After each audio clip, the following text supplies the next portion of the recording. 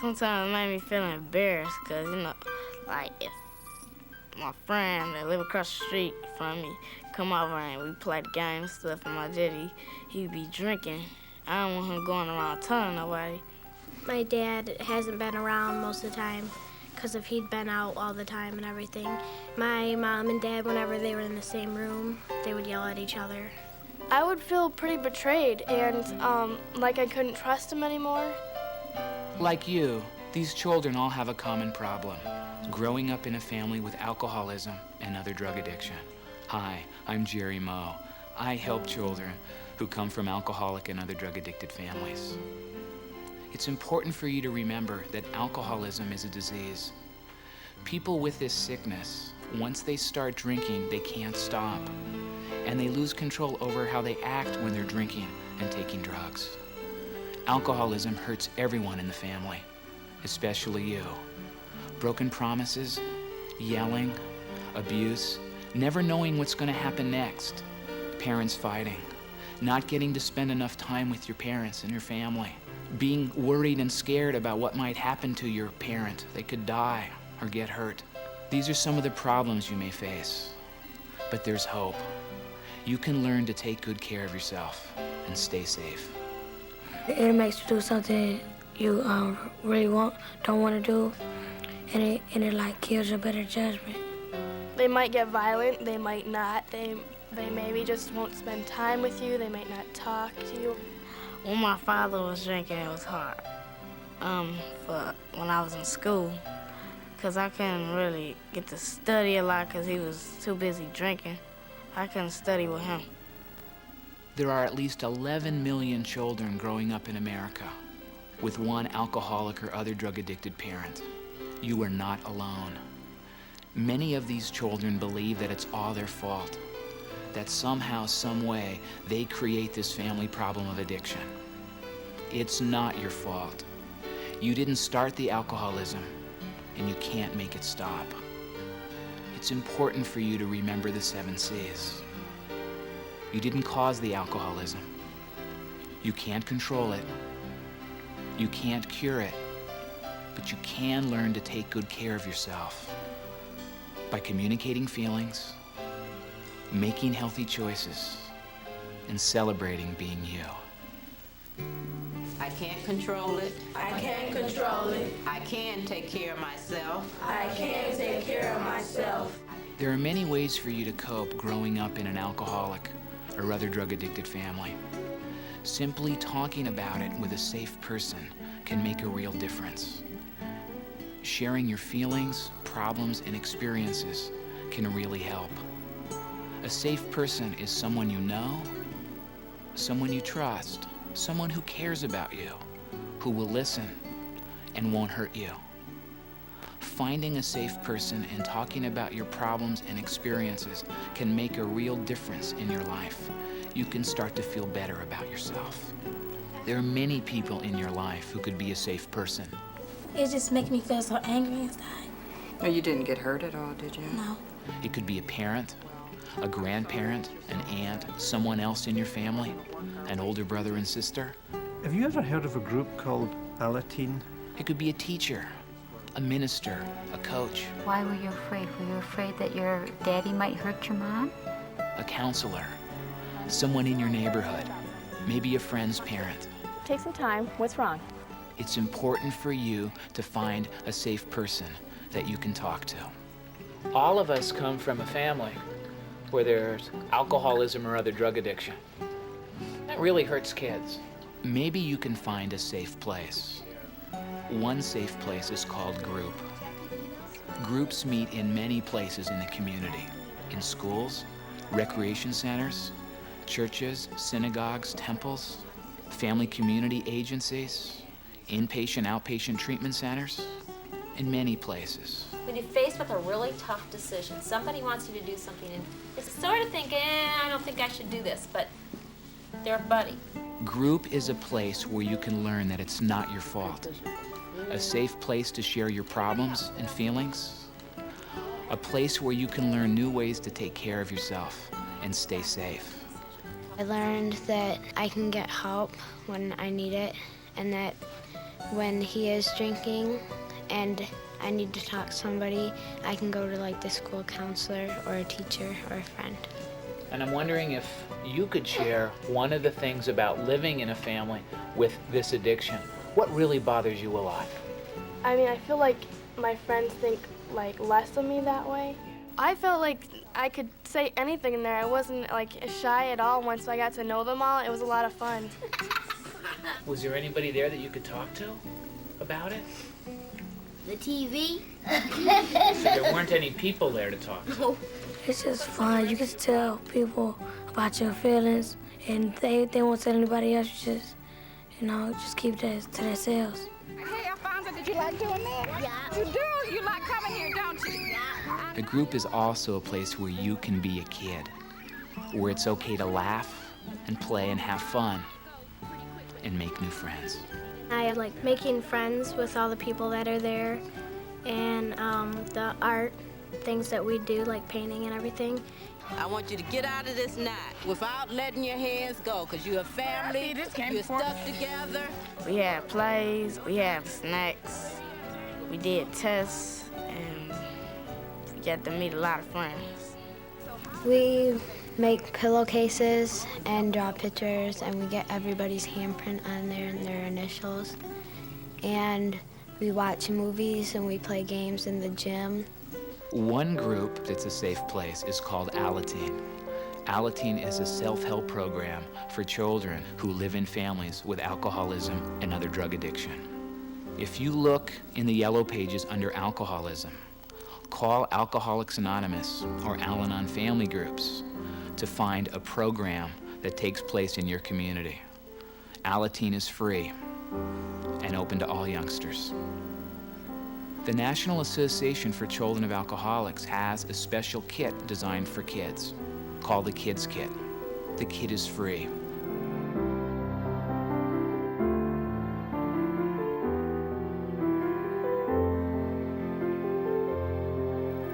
Growing up in an alcoholic or other drug-addicted family can be very hard for you. Through the years, I've helped many children learn to take good care of themselves and stay safe, even if their parent continues to drink or use other drugs. Through groups and safe people in your community, find someone you trust and talk to that person. Tell your feelings, share your problems, and you'll begin to feel better. Above all else, remember, it's not your fault. You're not alone. There are people and places that can help you. You're filled with beauty and goodness no matter what happens in your family. And please take good care of yourself. Maybe one day if somebody else is going through, like my friends or something are going through a really bad time, like that, I want to help them and show them that stuff and maybe get them involved in a group to help them through, because it helped me.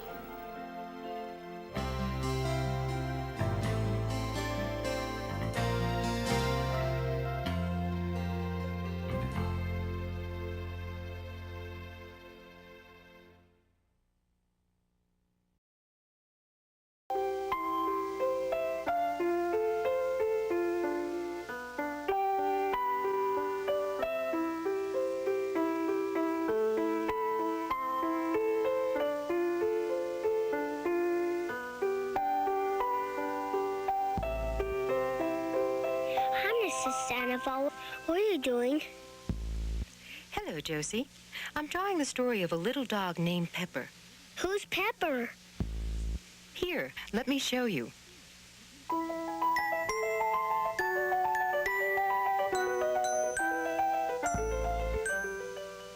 Pepper was a puppy who had fun things to do, like chasing sticks and chewing bones or sleeping in his little home.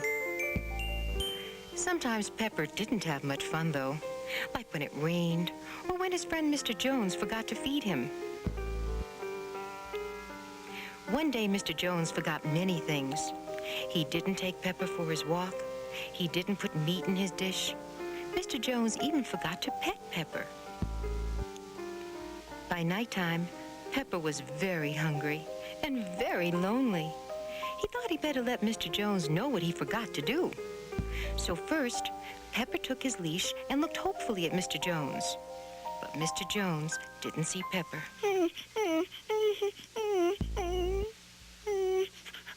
Remember our walk?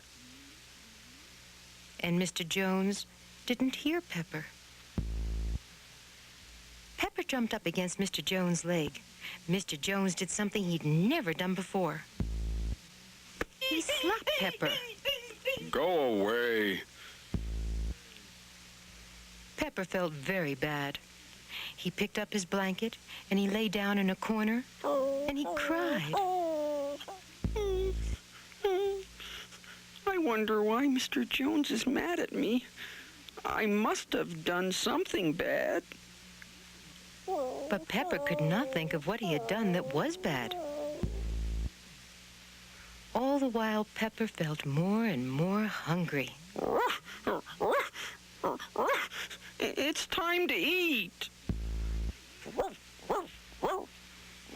Mr. Jones was in his chair and had a hard time waking up. Pepper barked a long time. Finally, Mr. Jones was awake. He looked at the clock. He looked at Pepper. I'm sorry. I forgot to feed you. I'm sorry. It won't happen again. And for a while, Mr. Jones did remember. Then one day, he forgot again. He forgot the walk. He forgot the food dish. He forgot to pet Pepper. The next day, Mr. Jones felt very badly. Oh, I'm sorry, Pepper. But then he forgot again. More and more days, he forgot the walks, the food dish, and Pepper. Pepper saw that when Mr. Jones forgot things, he felt sick. Pepper also saw that when Mr. Jones forgot things, there were many bottles in the house, and they smelled funny. Pepper tasted what was inside the bottles Mr. Jones drank from. It made him dizzy. Pepper felt very bad, very sad, and very mad. And he wondered what to do. The next time Mr. Jones forgot, Pepper went for a walk by himself. He met another dog. Maybe Mr. Jones is sick. Sometimes when people are sick, they forget things. Sick people should see a doctor. Mr. Jones didn't understand Pepper when Pepper tried to tell him to see a doctor. So Mr. Jones kept getting sicker and sicker. And Pepper felt sadder and sadder. Until one day, Pepper found a new friend named Fred. He found his new friend at a meeting some people were having. The people all sat on chairs around a big table. I've been really sick for a long time. What's going on here, Fred? Every day is harder than the last. I wake up in the morning shaking so bad I can't even get out of bed. I just feel Pepper sick listened. all the time. A man was talking about being sick and needing help. I even forget to eat. I know someone who is sick and needs help. Or who to talk to. Then someone asked me to come here, and I know there is help. I'm not afraid anymore. My house was filled with empty bottles and A cans. lady talked about being sick too and having many bottles in the house. I know someone with many With your bottles. help, I stopped drinking alcohol. All the bottles Listen. threw them out, even if they still had The alcohol. lady said she got well when she stopped drinking what was in the bottles. She used a big word Pepper never heard before. She said it was alcohol that was in the bottles. What is alcohol? Alcohol is what some people drink. It makes some people feel funny. It makes some people sick when they drink too much. Is that why Mr. Jones forgets to feed me and take me on walks and forgets to pet me? Uh-huh. Oh, I thought he was mad at me. No, Mr. Jones is not mad at you. Mr. Jones forgets because he drinks too much.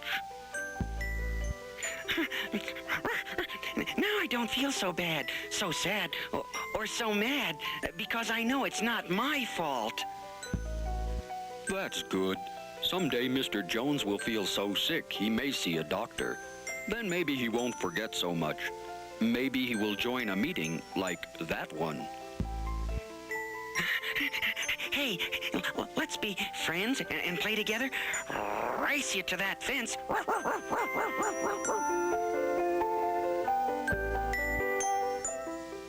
Mr. Jones saw them playing. He wondered what happened at the meeting. He wondered what made Pepper feel happier. Do you know?